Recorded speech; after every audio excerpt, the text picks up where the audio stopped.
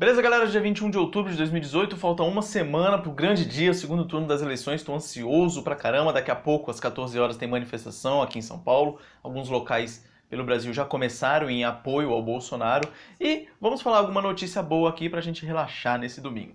Pra começar, do esquerdista que se deu mal essa semana. Marcelo Madureira, ex-integrante daquele programa humorístico que passava na Globo na década de 90, chamado Caceta e Planeta, que estava trabalhando na Jovem Pan, no programa 3 em 1. Essa última semana ele foi demitido. E aí ele gravou um vídeo no YouTube, fazendo aquele discurso choroso, aquele discurso vitimista, falando que a emissora demonstrou um viés autoritário ao demiti-lo, não deixaram nem ele se despedir dos ouvintes dele, aquele monte de blá blá blá. E o que a gente pode analisar dessa situação toda? Primeira, justamente essa frase que eu falei aí, esse discurso vitimista. Geralmente esquerdista tem esse discurso vitimista já integrado na personalidade dele.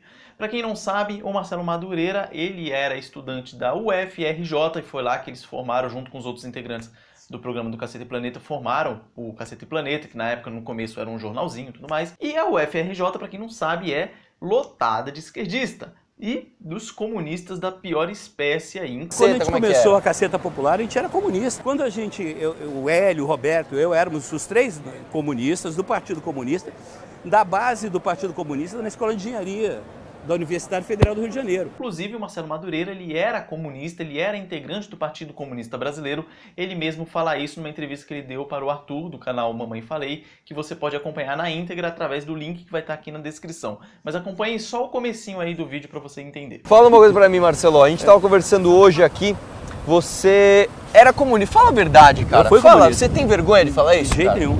Você era comunista? Conta essa história pra gente. Eu fui criado no Partido Comunista Brasileiro, que era um partido ligado ao Partido Comunista da União Soviética. Nossa Senhora! Que era um partido que, aliás, se você pegar grandes intelectuais brasileiros de hoje, grandes e pessoas importantes do Brasil hoje, pensadores, pessoas que são hoje social-democratas, vieram da escola do PCB. Inclusive eu passei uma temporada na Itália, eu fiquei lá com o Partido Comunista Italiano. Que ano que era isso, mais ou menos? Isso é 86.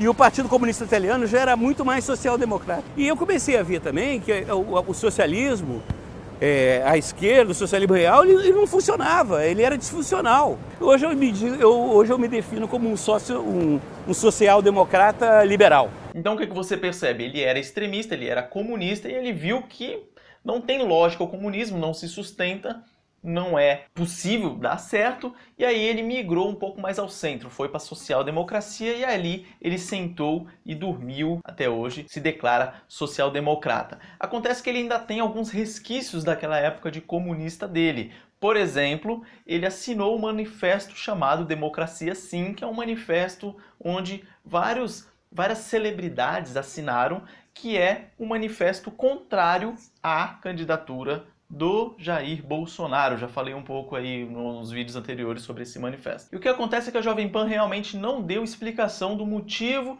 de ter demitido ele. Mas eu acredito que possa ter sido sim por causa disso. Porque não importa se você tem um jornalista, um comentarista esquerdista lá no seu quadro. O problema é quando ele demonstra claramente, através de uma assinatura de um manifesto desse, que ele realmente é contra determinada pessoa, ele se posicionou claramente de um lado. Isso não acontece, por exemplo, com Augusto Nunes, que está lá, o Felipe Moura Brasil, que está lá, e dentre outros.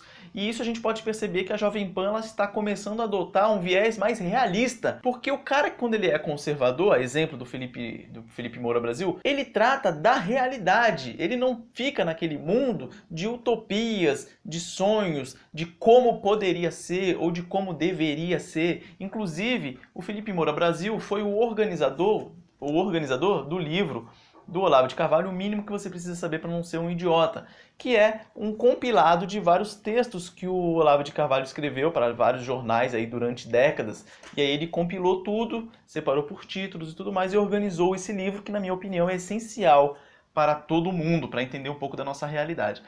E dá a entender que a Jovem Pan está nessa pegada aí, falou assim, não, a gente não pode fugir muito da realidade e ficar só nesse discurso esquerdistazinho aí, porque não cola mais.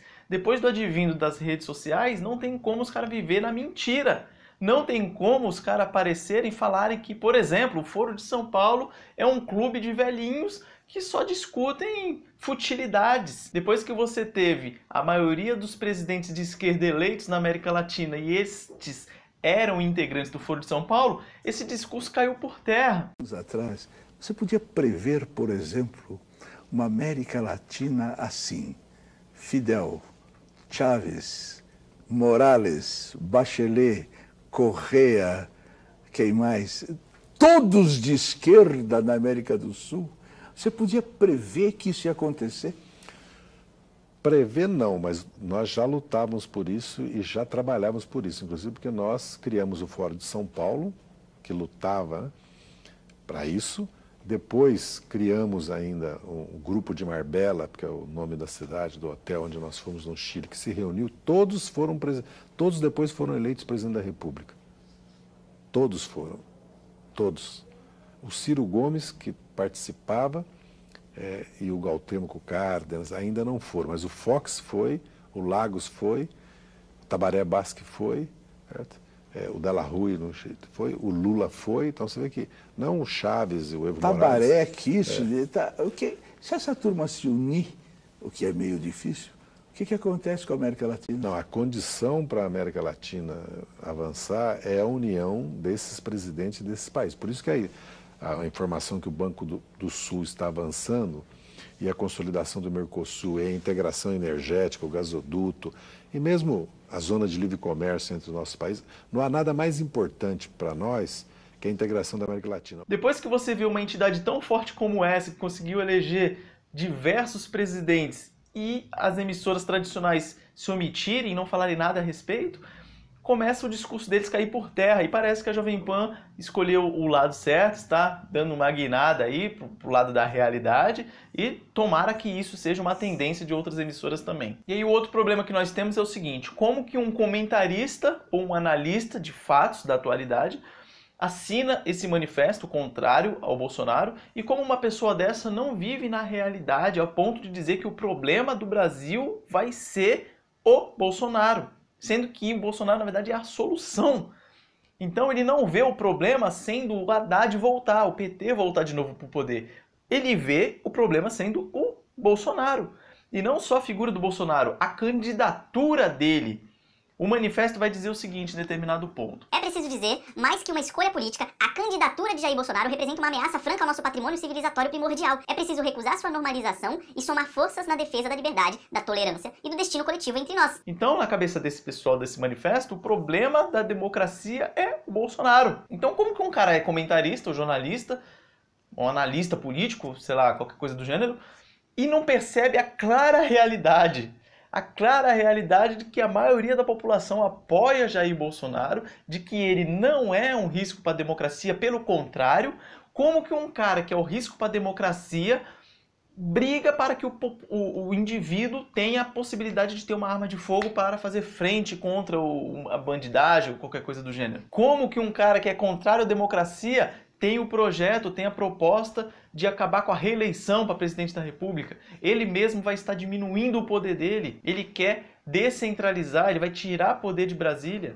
Como que um cara desse é um risco à democracia? E como é que você vai ter no seu quadro de uma emissora uma pessoa dessa, que a cada dia dá passos largos em direção à sua falta de credibilidade? E para uma emissora de televisão, ou um rádio, um jornal, você tem em seus quadros alguém que não tenha credibilidade, só vai fazer com que você perca a audiência, e para eles não é interessante.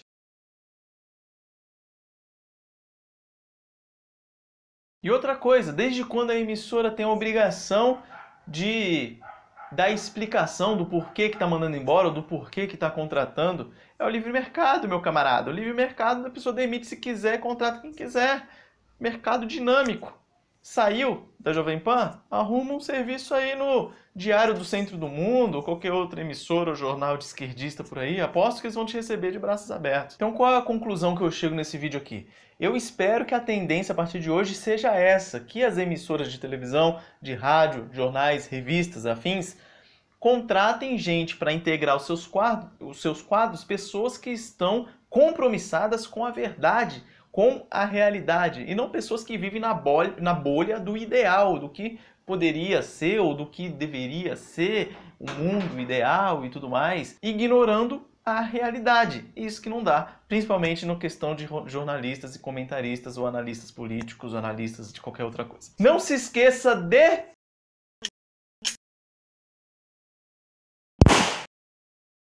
Aproveita o embalo também e me segue nas outras redes sociais, principalmente o Instagram, Augusto Almeida 123. Forte abraço.